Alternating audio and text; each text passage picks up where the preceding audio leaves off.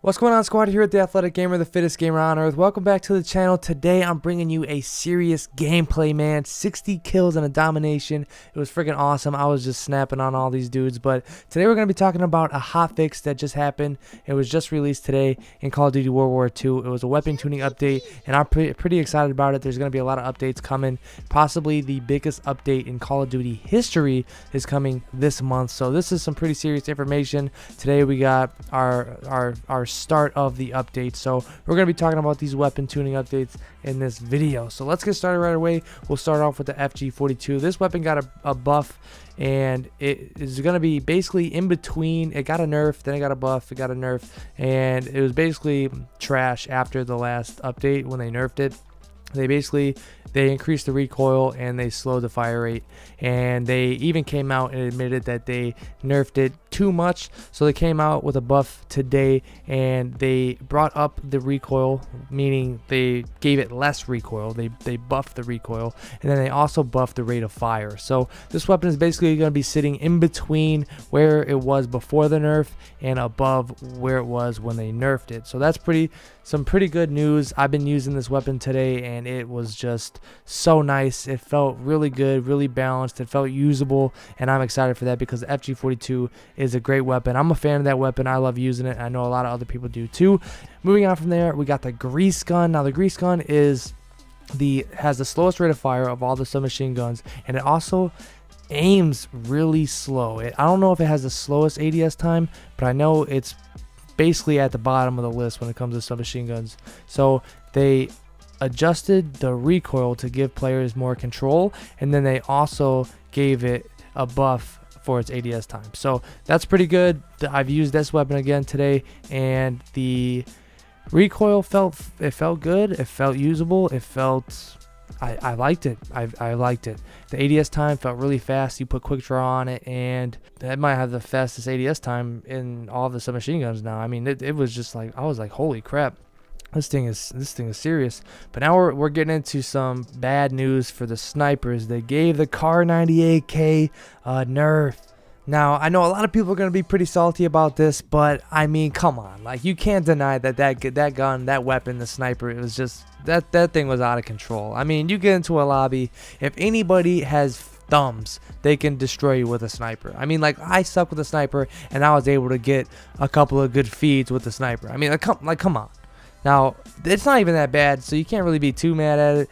I mean, they nerfed the ADS time. Okay, we saw it coming, and I've seen it been used, and I tested it out in the firing range, and it's really not even that noticeable. I can't notice it, and I doubt a lot of other people have noticed it. I mean, people have been using it in the lobbies I've been in today, and I'm still getting sniped by it. I mean, they could just be, hard scoping, but at the same time, it's like, it is usable. It's still usable. It's not like nerfed into the ground. I don't think they did a bad job with the nerf.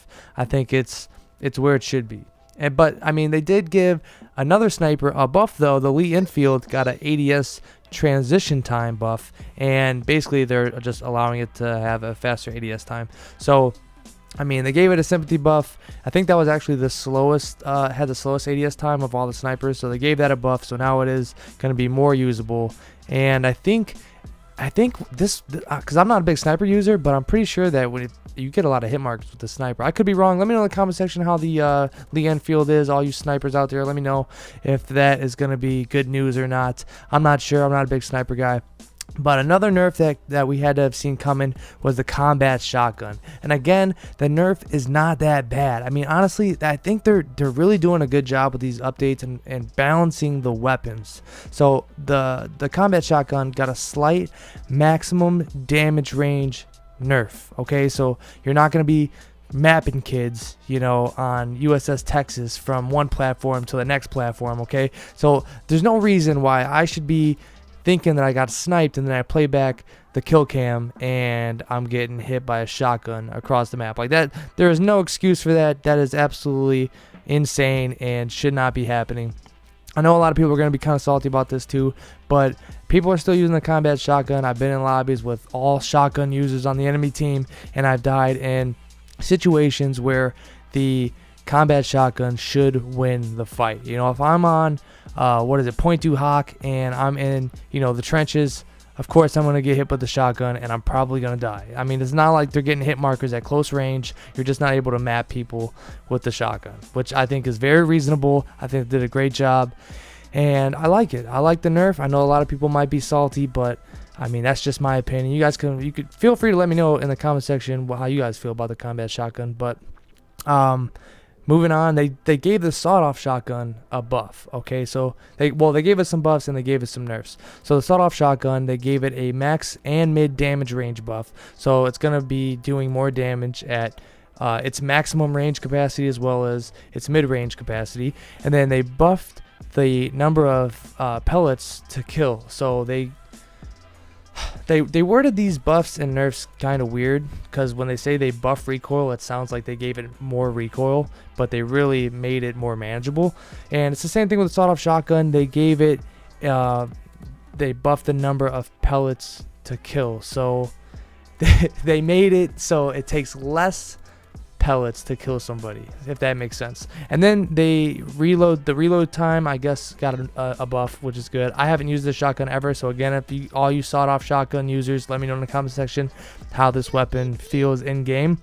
And then they nerfed the hipfire spread. So I mean, you can't just be buffing everything on this weapon, otherwise it's going to be like the new god weapon in World War II. But they nerfed the hipfire spread. I think that's pretty reasonable. They gave it 3 buffs, so they gave it a slight nerf in another area. So I think that's pretty reasonable. That's pretty much it for this hot fix. It was not a crazy update where we had to download a file for like 3 hours. It's just a hot fix. You basically just had to restart your console and you should have been good to go.